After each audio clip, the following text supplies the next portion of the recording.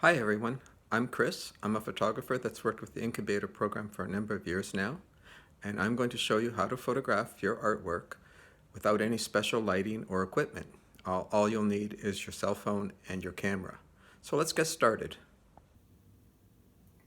The first thing you'll need to do is find an area where you can lay your artwork flat. The floor is a perfect place for this kind of thing, and try to put it in an area where there's no direct sunlight. Problem with any direct sunlight and or room light is that it'll cause glare.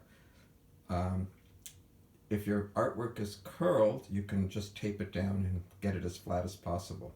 And then it's as simple and easy as moving directly over your artwork, and you'll notice that the glare has disappeared. And then for enlarging purposes, you want to come in as close as possible.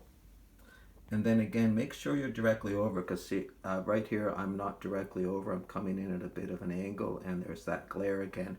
So you want to come right over and come in as tight as you can, and leave a little bit of border, and that's it. Just snap that picture, and we've got it. Simple as that.